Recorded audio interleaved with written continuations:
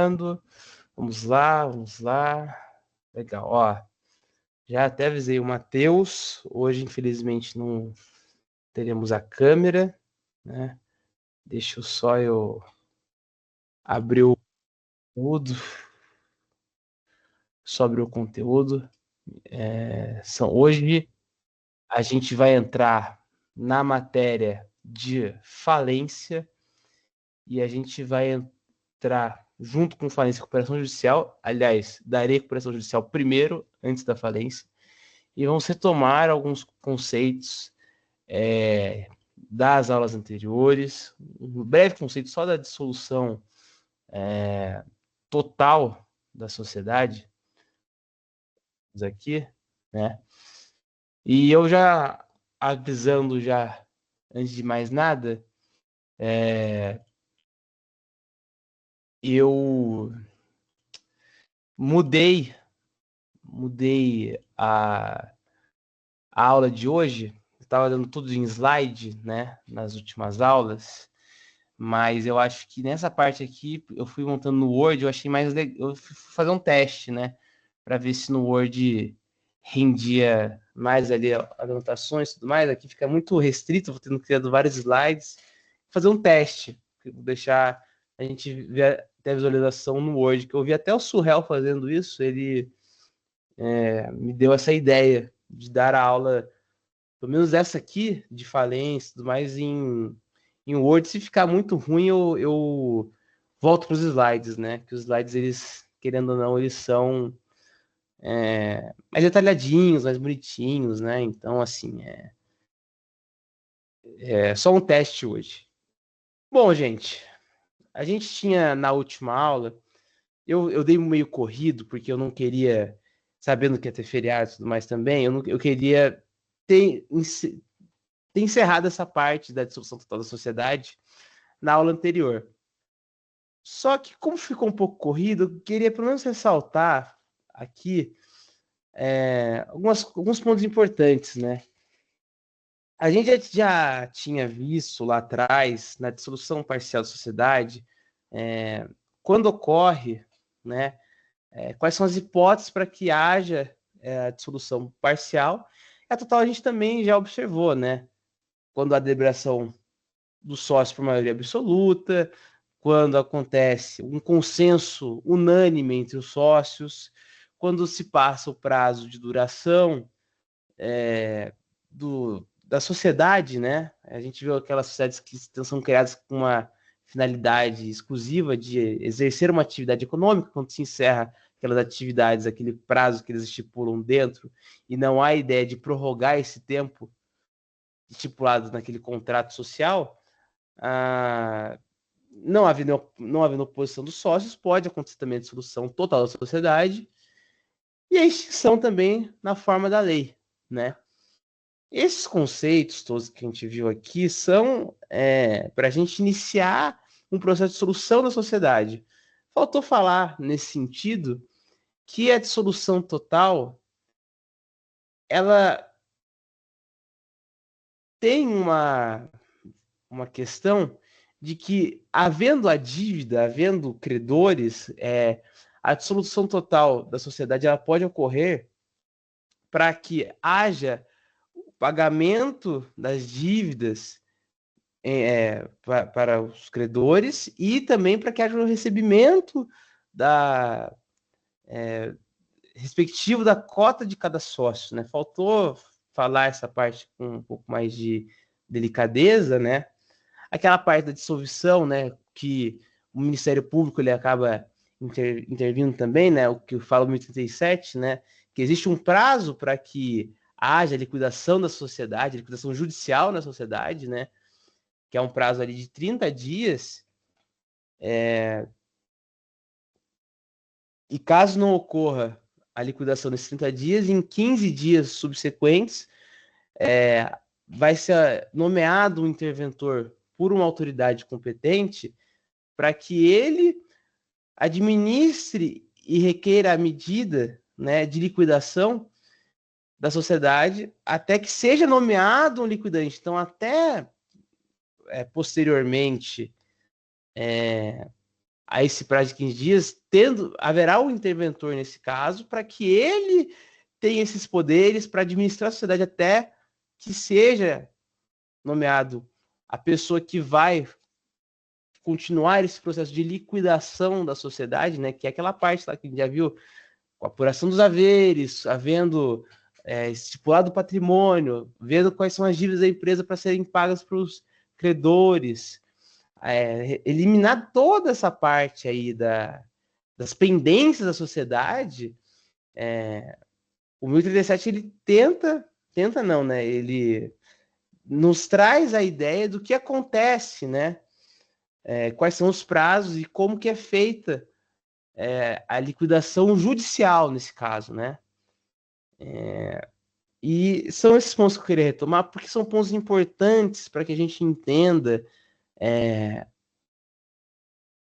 os processos de recuperação extrajudicial, judicial e falência.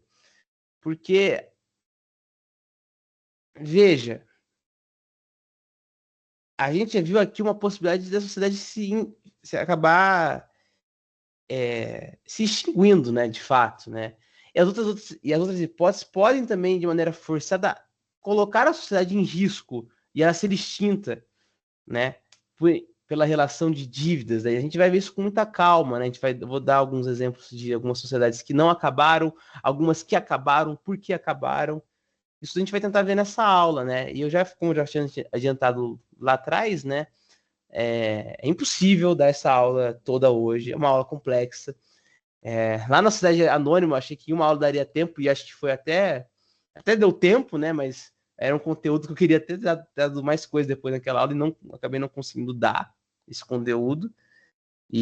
Mas tudo bem, a gente está no bom caminho, a gente também tem bastante tempo ainda até as provas, né? Até a revisão integrada, a revisão para a prova integrada também, que já alerto vocês, eu acho, olhando o calendário ali, ou na próxima, ou na outra semana eu gostaria de fazer uma revisão. Vou conversar com o Matheus sobre isso ainda. Tá um pouco não bagunçado, né? Mas a gente está ainda vendo os melhores horários, não, os melhores datas para a gente realizar essa revisão, né? Mas vai estar dando certo. Então, eu só queria tomar esses 2 pontos, na verdade, da dissolução total da sociedade. Os artigos, eu acho que eles não são tão complexos, né? E não são, claro, são importantes, mas acho que a gente vai retomando eles conforme a gente vai vendo a aula de hoje, né? Então, já mudando também de conteúdo, já indo compartilhar o arquivo que eu fiz no Word, né?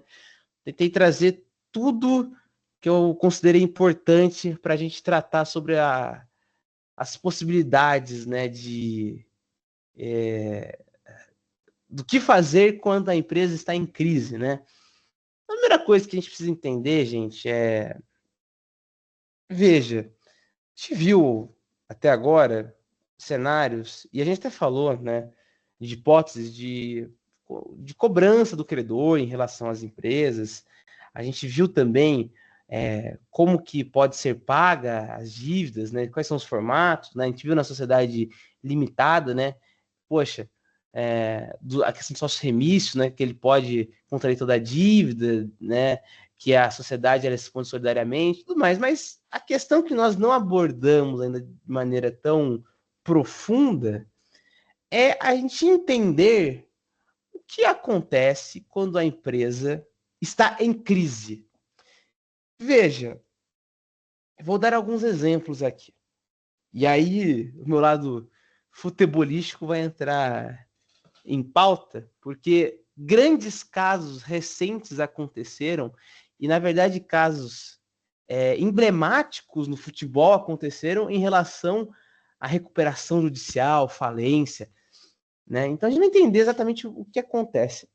A questão toda, eu já queria fazer uma provocação assim, como é que exatamente a gente vê, para quem acompanha futebol, campeonato brasileiro, a gente viu recentemente que o Vasco da Gama entrou em recuperação judicial, né? E aí você fica um pouco chocado, fica assim, peraí, um time de futebol ganhando uma renda tão grande, como é que eles entraram nessa situação tão delicada, né? E a gente vê times em situações de dívida pior do que a do Vasco que não entraram em recuperação judicial. Um exemplo interessantíssimo em relação a isso é o Galo. O Galo, no vulgo Atlético Mineiro, que o que acontece? A dívida do Galo chegou no ano de 2025 a R$ 1 bilhão. R$ 1 bilhão. E você não ouve dentro da diretoria do Galo, talvez entre os torcedores mais preocupados também, nada sobre falência, sobre recuperação judicial. Por que não? Aí a coisa interessante dessa história toda é que o que vai fazer, por exemplo, a pessoa entrar em falência é quando ela se torna uma pessoa insolvente. Quando o passivo é maior do que o ativo.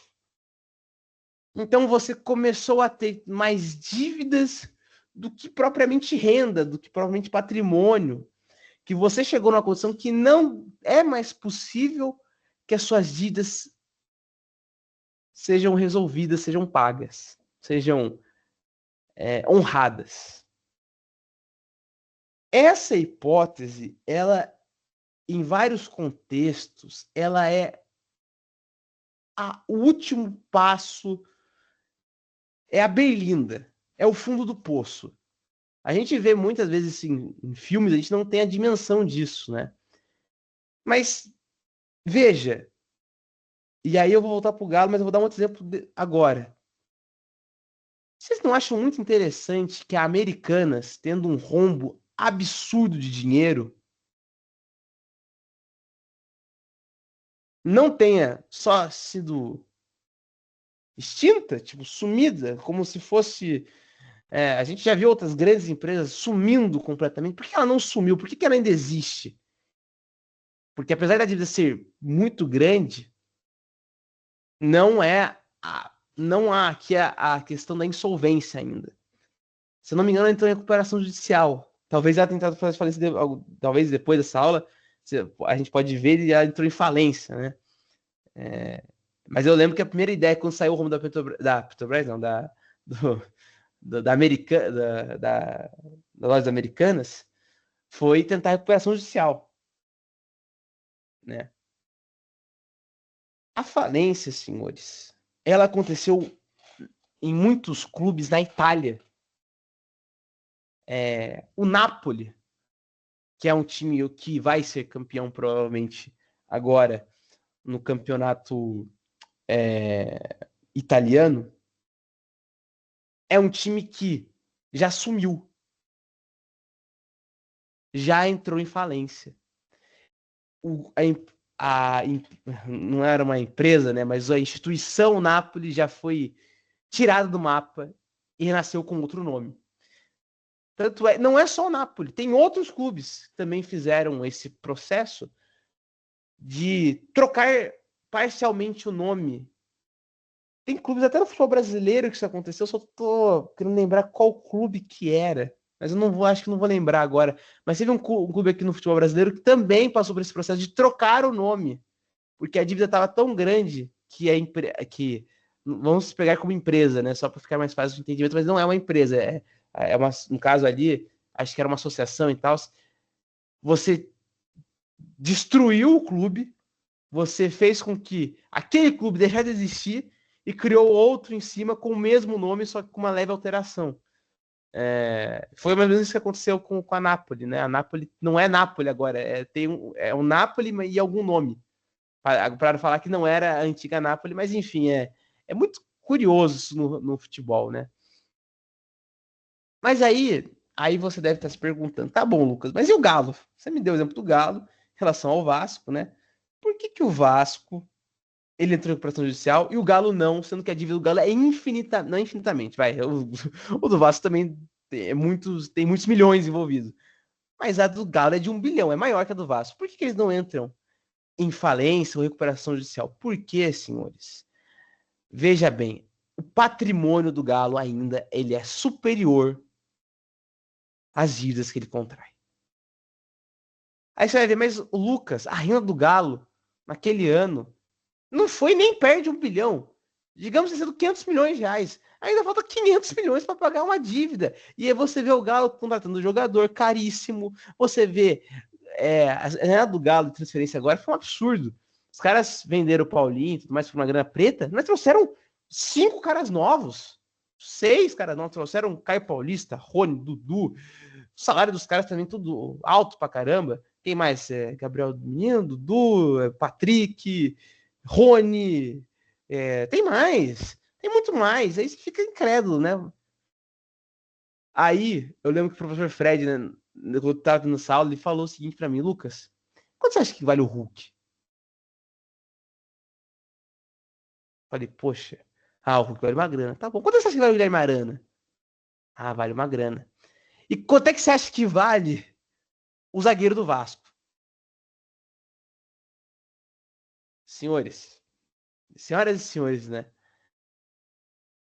Muitos clubes do futebol brasileiro às vezes contraem mais dívidas para ter um jogador caro para que o patrimônio do clube se eleve. Não é só essa forma, tá? Tem várias outras formas. Estádio conta.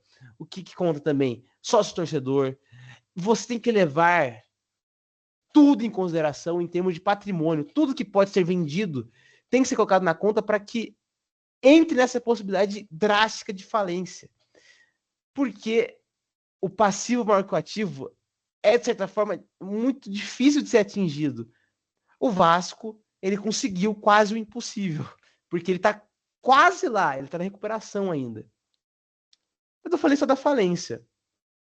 E a recuperação judicial, de fato? Recuperação da empresa, né? Qual é a grande diferença? A diferença é que, um caso, a gente viu que não há possibilidade mais de pagar as dívidas, a gente vai vender todo o clube e ver o que dá para pagar, e aí o resto já vai atacar os sócios, vai virar uma situação de que vai ter uma dívida quase eterna, né? Vai ainda existir o credor cobrando a pessoa, vai ser, por exemplo, a gente viu lá na empresa limitada, na sociedade limitada, que quando o credor tem mais a pegar da empresa, e a empresa em si mais não tem como honrar o pagamento, você aí depois você faz uma desconsideração da personalidade jurídica, você para de atacar o patrimônio da empresa e começa a atacar o patrimônio do sócio.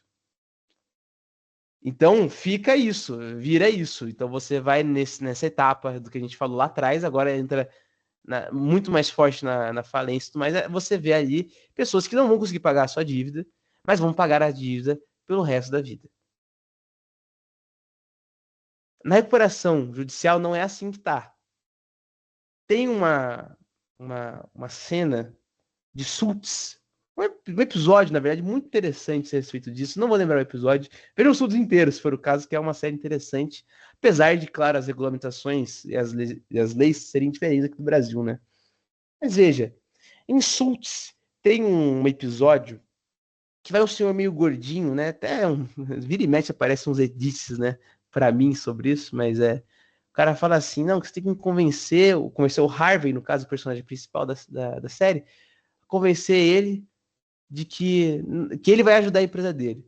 Aí eles conversam, o Harvey mostra pra ele que ele é o bicho mesmo, que ele é o top. E o cara fala assim, olha, o que eu preciso de você é de tempo. O cara fala, mas como assim? Cara, nossa empresa pode entrar em falência e vai entrar em falência. Só que eu tenho um acordo aqui, eu tenho um dinheiro a receber aqui que paga boa parte das minhas dívidas, se não todas. E isso vai nos dar um respiro de pelo menos 3 meses para a gente se reerguer, e é isso que a gente precisa. Só que eles querem entrar com processo de falência amanhã. Eu preciso de pelo menos uma semana. Aí o episódio se desenrola, os problemas lá, eles conseguem o tempo necessário e eles conseguem executar esse plano. Senhores, a recuperação judicial, a empresa pode estar num perrengue desgraçado. mais ainda é viável a sua recuperação. É viável a empresa se reerguer. É viável que as contas se paguem, que a empresa consiga manter um patrimônio, manter o mínimo para que haja uma renda. Isso tudo é analisado para recuperação judicial. Agora, veja, ainda nessa hipótese, antes de entrarmos na lei, é necessário falar da recuperação extrajudicial, que é o quê? É o acordo que você faz com os credores diretamente, né? Veja, entrar numa recuperação judicial, você começa a arcar com uma série de burocracias, uma série de leis que vão atrapalhar, evidentemente, a condução da empresa. Pode ser que isso seja bom para a empresa em termos de ganhar mais tempo, mas o fato é que a gente vai ver isso daqui a pouco. Se não houver a risca,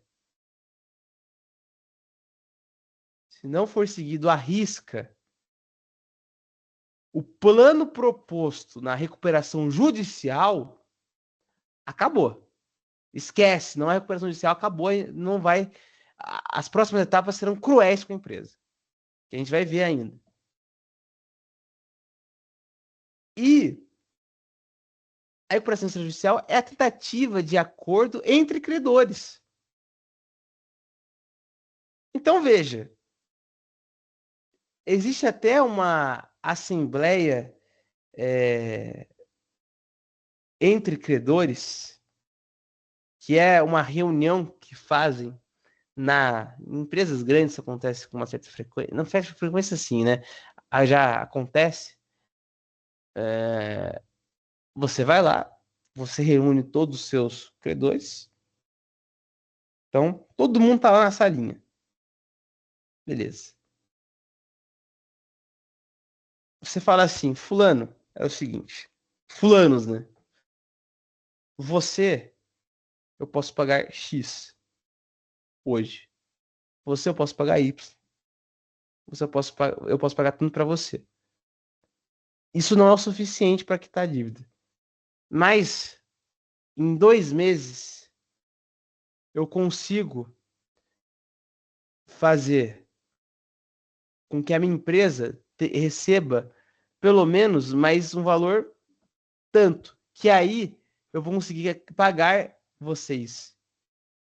E eu pagando vocês, vai ficar uma dívida muito pequena, mas eu preciso de tempo. Aí você vai lá como credor vira e fala, poxa vida, é verdade. Esse cara aí me convenceu. Esse cara aí me convenceu. Ele tem uma boa oratória e tal, eu não vou. E uma coisa tem que ficar clara, os credores podem pedir falência da empresa. Os credores podem entrar com uma ação contra a empresa de falência. Para que aí a empresa fique você analisa no final o patrimônio da empresa, pegue tudo que é possível, a empresa some. Se houver mais alguma coisa, você vai atacar os sócios. É possível, a gente vai ver isso. Mas digamos que um falou que sim, o outro falou que não. Está uma, de certa forma, confusão. Como é que a gente faz nessa assembleia? Se a maioria absoluta falar que está de acordo com esse plano extrajudicial, mesmo que haja credores que vão ficar insatisfeitos, mas a Assembleia serve para que haja um consenso. E o consenso pode gerar, de certa forma, na democracia isso acontece, né? Que alguma parte vai aceitar, mas não queria ter aceitado.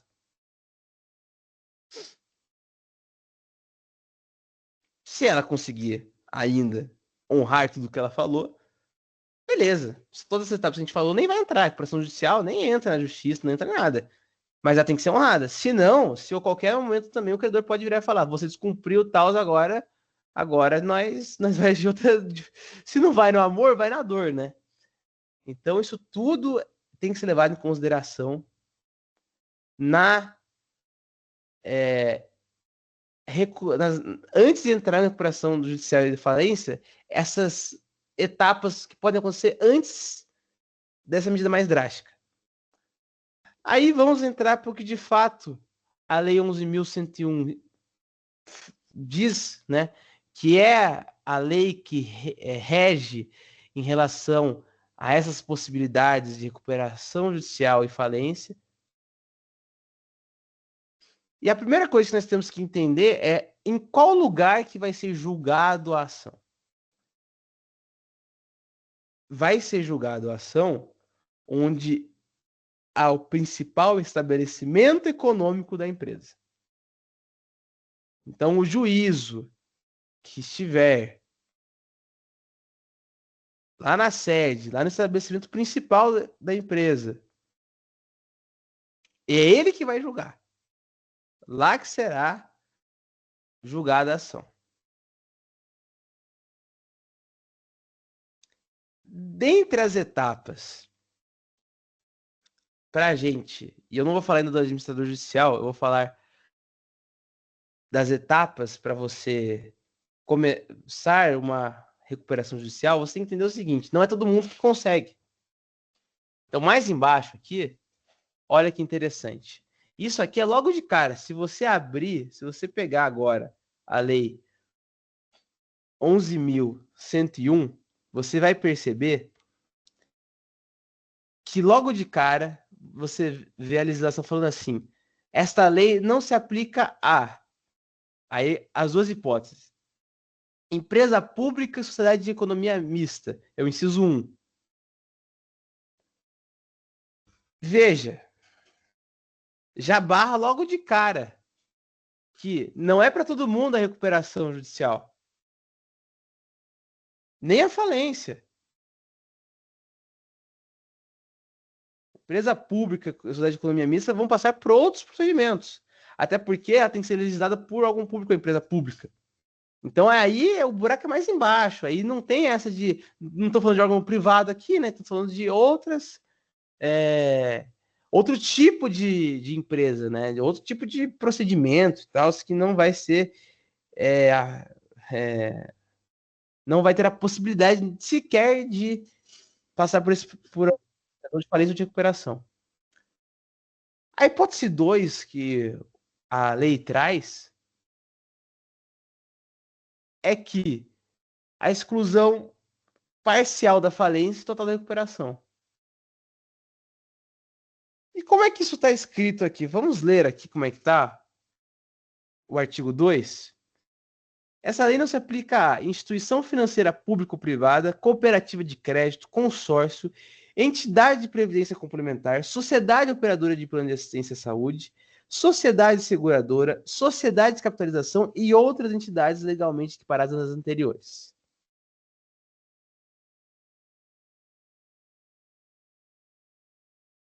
Lembra que eu falei que na exclusão total da falência, o órgão público já é direto, ele já vira e fala, a gente que vai organizar isso aqui.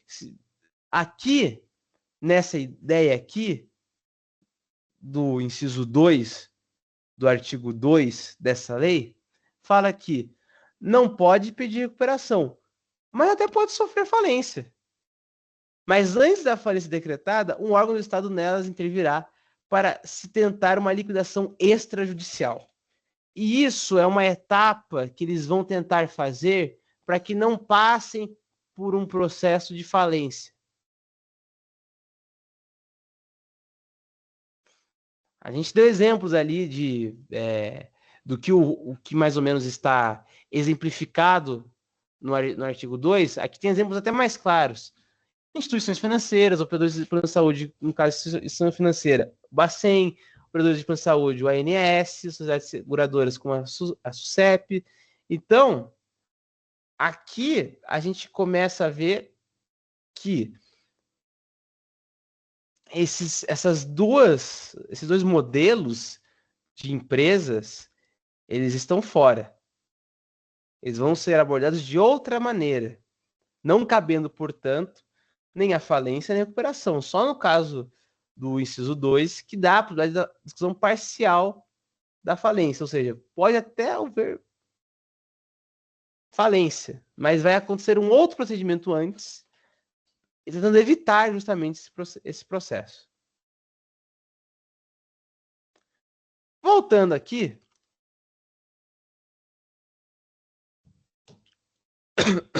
perdão que eu tô com meio gripadinho, né? O artigo 1º dessa lei, ele diz o seguinte: esta lei disciplina a recuperação judicial, a recuperação extrajudicial e a falência do empresário e da sociedade empresária doravante referido simplesmente como devedor.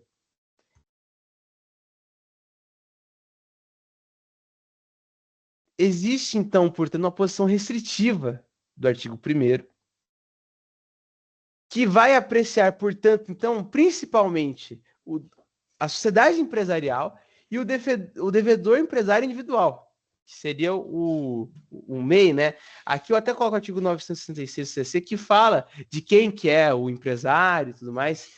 Esses sim vão ter a possibilidade, de fato, de conseguirem ou a recuperação judicial ou a falência.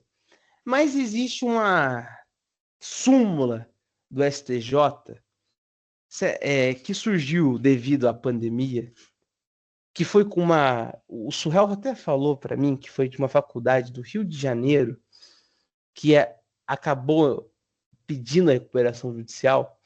E veja, pelo artigo 1º e pelo modelo aqui, não é tão simples argumentar que uma associação sem fins lucrativos ela entre nessas hipóteses aqui, né? A associação, no caso, já não deveria seguir isso aqui, mas devido à pandemia, por ter acontecido uma grande crise econômica, pelos motivos que somente a pandemia trouxe, não trouxeram posteriormente, né?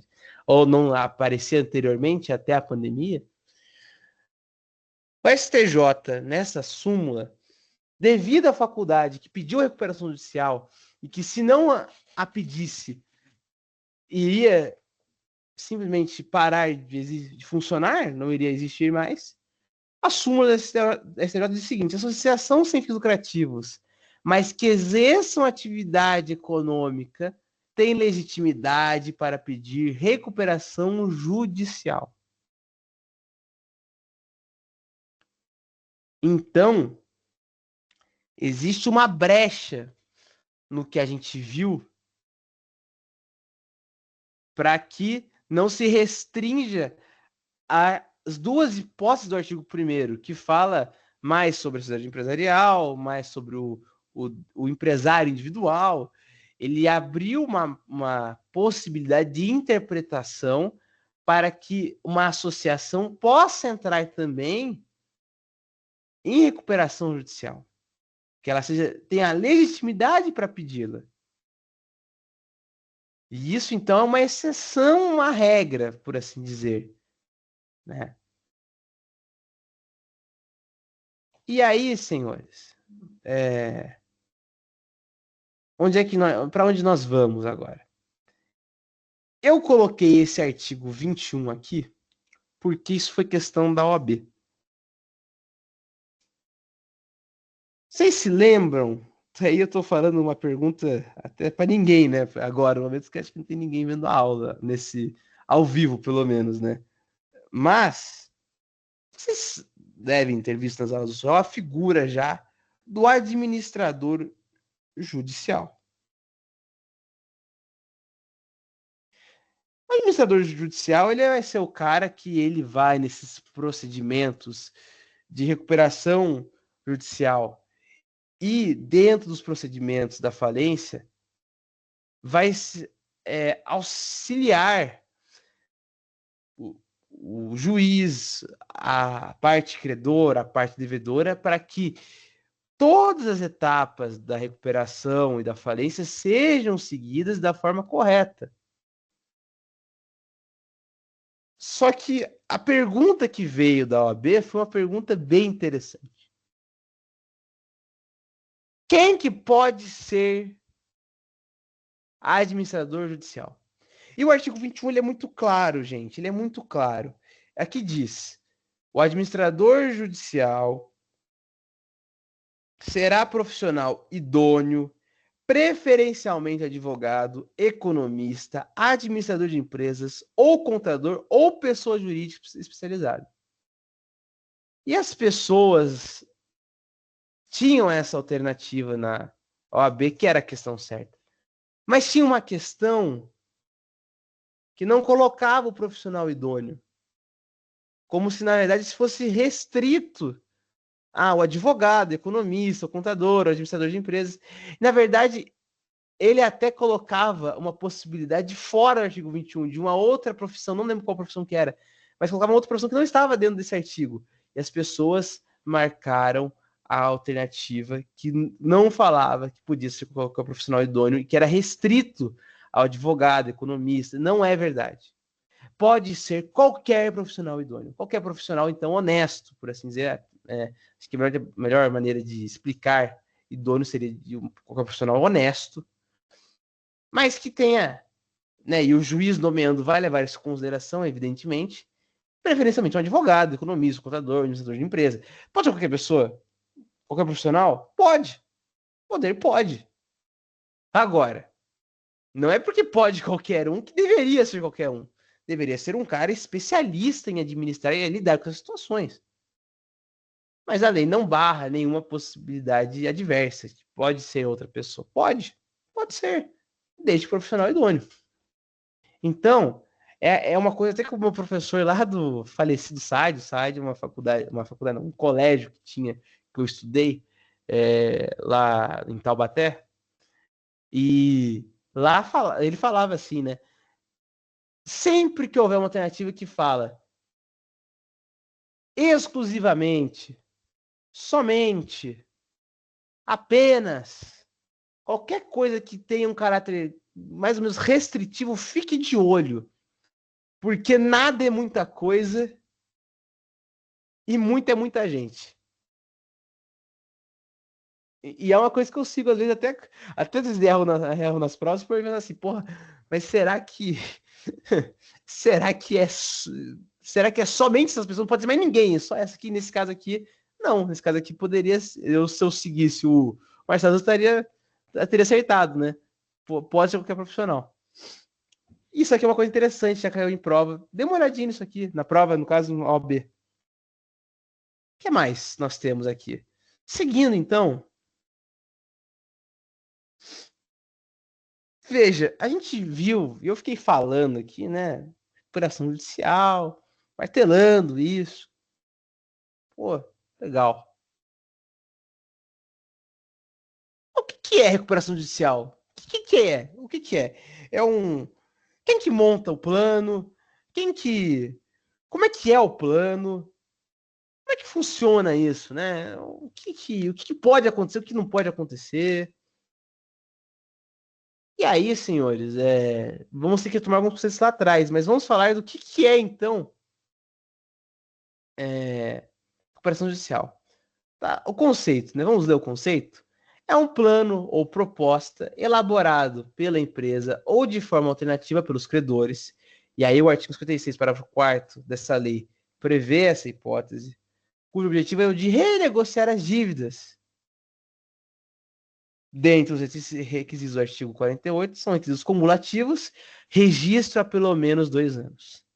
Então, lembra que lá atrás nós tínhamos visto a figura daquele rapaz que poderia participar, poderia ter até uma empresa, mas ele fala assim: "Ah, eu não vou ter um registro".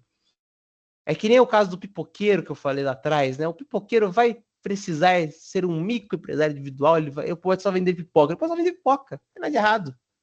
Mas existe uma série de benefícios a mais para o cara que entra. E o próprio governo tem como, como um dos planos, né, para que a pessoa entre de fato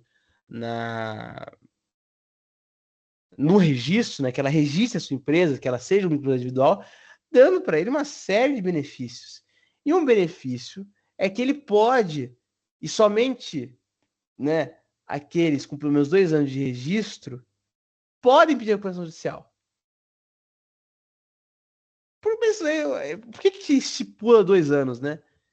O entendimento do legislador, e também é uma coisa que nós, pelo menos o Surreal, considero deve ter falado para vocês, uma empresa que nem em 2 anos conseguiu se sustentar e no primeiro ano ela já tem que entrar na recuperação judicial, ela tem que acabar, ela tem que entrar, fazer outra coisa. E assim, não é possível, a entendimento é mais ou menos assim, não é possível que eu te dei 1 ano, somente 1 ano, se você já faliu a sua empresa, você já tem que fazer a recuperação judicial, você tem que fazer um plano. Não. Você tem que ter mostrado pelo menos 2 anos que sua empresa consegue sobreviver minimamente. Depois de 2 anos, se você teve alguma dificuldade para dívidas e tudo mais, aí você pode entrar com a recuperação judicial. É um prazo mínimo. E aí, nessa proposta, neste plano que a lei traz para a gente, até pegando aqui do lado o artigo 47, a leitura é a seguinte: recuperação judicial tem por objetivo viabilizar a superação da situação de crise econômica financeira do devedor, a fim de permitir a manutenção da fonte produtora, do emprego, dos trabalhadores e dos interesses dos credores, promovendo assim a preservação da empresa, sua função social e o estímulo à atividade econômica.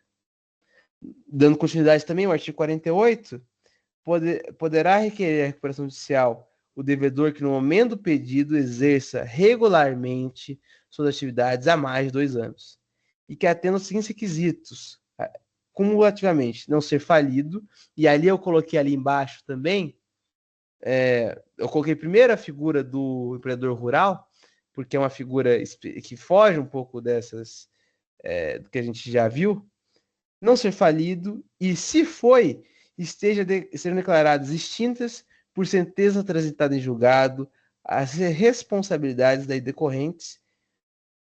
Inciso 2. Não terá menos de 5 anos obtido concessão de recuperação judicial. Então, só para a gente começar a entender melhor, né? O não ser falido não adianta, então, a pessoa estar em processo de falência ou já ter sido falido e ter ainda contas a pagar, ele não vai conseguir recuperação judicial. O entendimento que se tem nessa situação é que a falência é um instituto independente e autônomo da recuperação judicial. Se há um processo de falência que está acontecendo, se ele é um cara falido e ele não conseguiu ainda honrar os pagamentos, ele ainda continua com alguma dívida a ser paga, ele não pode entrar numa recuperação judicial. Ele não pode fazer isso. É vetado em lei. E não ter a menos 5 anos obtido concessão de recuperação judicial, então veja bem, é aquela outra ideia que eu falei. É o mesmo assim, na verdade. Veja, se eu. Vamos lá. O ano é 2020. Eu vou lá, Lucas, tô com uma empresa de vender bola de futebol. Pô, não, ninguém quer comprar bola, as pessoas estão em casa na pandemia, ninguém compra mais bola e tal, eu tô lascado, ninguém compra produto meu, eu tenho produto para vender, mas ninguém compra, o patrimônio meu não tá balançando, tem muita dívida, vou entrar com o processo de recuperação judicial. Você entra nesse processo e passa, né, 4 anos. Entrei com a recuperação judicial, foi concedido para mim a recuperação judicial, eu vou pedir de novo a recuperação judicial. Não pode. Não pode. Por que não pode? Porque o entendimento do legislador é de que se você não conseguiu, em 5 anos, continuar de maneira sustentável a sua empresa, eu não vou conceder para você toda hora recuperação judicial. Você tinha uma chance, você pode até ter uma outra chance, mas você tem que pelo menos provar para mim que você é capaz. Que você é capaz de conseguir mostrar para mim que você consegue manter uma empresa. Se você é incapaz disso, sei lá, né? A vida é isso, uma pena, vai tentar outra coisa. Continuando, no inciso 3. Não terá menos de 5 anos obtido concessão de recuperação judicial com base no plano especial de que trata a seção 5 deste capítulo. E o inciso 4 fala: não ter sido condenado ou não ter como administrador ou sócio controlador pessoa condenada por qualquer dos crimes previstos na lei. Então, o que acontece? O inciso 4, traz uma hipótese interessante. Se houver dentro da empresa uma pessoa que tenha cometido crime, qualquer crime que fosse sido condenada, sendo um sócio administrador, não cabe recuperação judicial.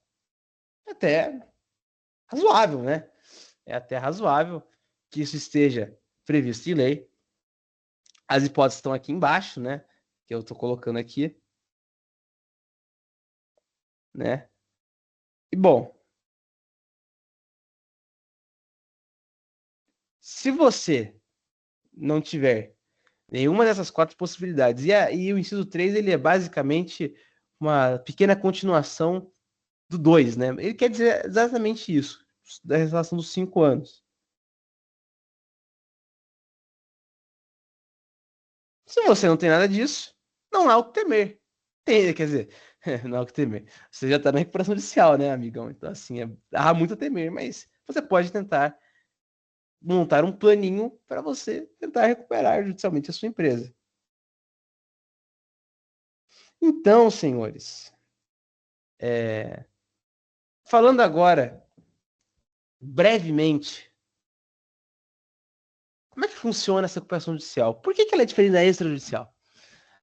Na judicial, primeiro que vai ter um plano que tem que ser aprovado não somente pelos credores, mas tem que ser aprovado pelo juiz, pelo juízo. Se o juiz virar e falar não vai acontecer essa operação judicial porque esse plano é falho, não vai rolar. A empresa pode propor um plano perfeito. O juiz vai lá e vai falar assim: não achei o plano perfeito, tchau. Claro, o que é possível? A dívida é de 1 bilhão. Fala assim para os credores: pô, olha só, não consigo pagar 1 bilhão, mas eu consigo pagar 800 milhões. Tem acordo? Olha, dá para fazer, dá para fazer. Faz um acordo ali, pá. Tem ainda 200 milhões ali que eles vão ignorar, né? Eu não faria esse acordo, mas às vezes é o que tem. Perfeito. Você vai lá e tenta, né? A, dessa maneira, sanar a sua dívida. É possível você fazer uma tentativa de acordo, o juiz pode homologar esse acordo, e aí vai ficar dessa forma, vai ficar, você paga esse valor aí para a empresa e para os seus devedores, eles aceitam e pronto. É possível renegociar a dívida. Aliás, a proposta é de que haja essa possibilidade de renegociar as dívidas. Se não, imagina, o cara na negociação judicial, beleza, tá bom. O plano é o seguinte: eu não tenho 1 milhão, eu tenho 500 mil.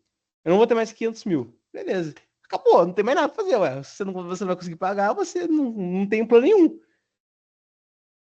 Um plano viável foi o que eu falei também. O cara vai lá, ele, ó, vou receber em tal mês, e em tal mês eu consigo pagar todo mundo, mas eu preciso de tempo.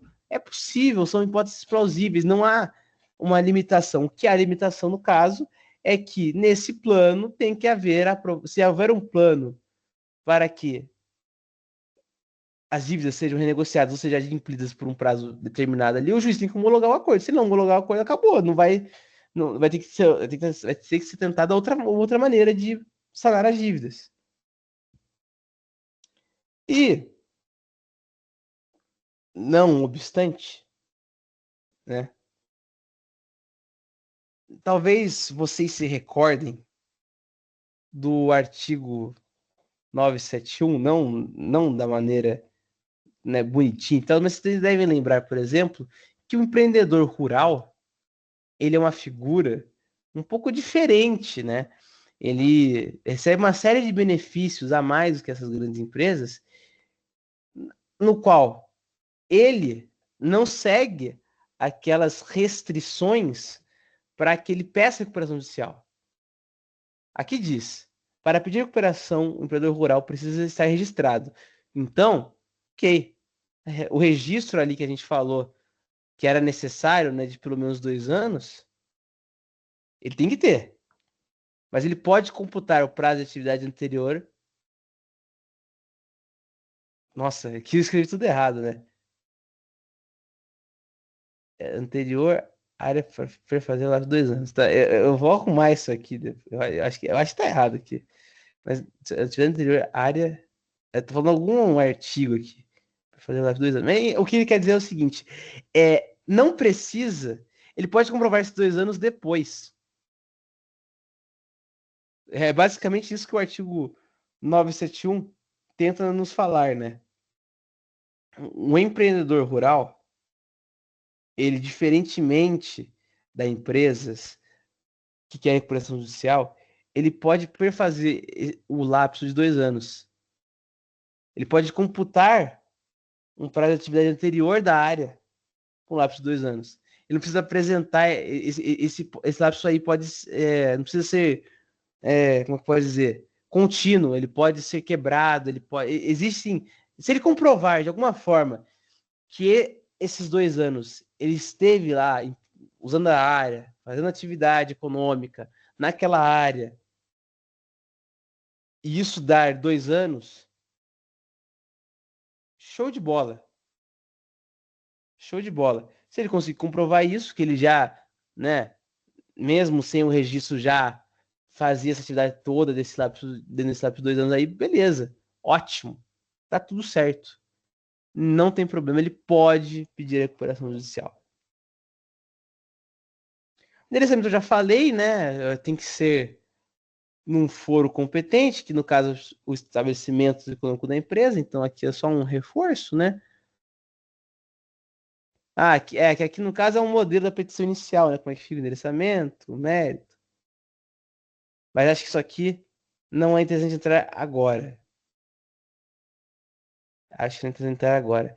Aliás, olhando com carinho aqui, eu não quero entrar em falência hoje.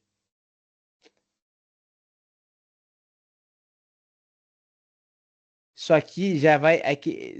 Para eu entrar nesse assunto aqui, eu vou ter que falar de como funciona mais ou menos esse processo. Eu acho que, falando 5 minutos, eu acho que não vai ser interessante. Não vai ser interessante. Deixa eu ver se está falando mais alguma coisa aqui. Eu acho que não, hein?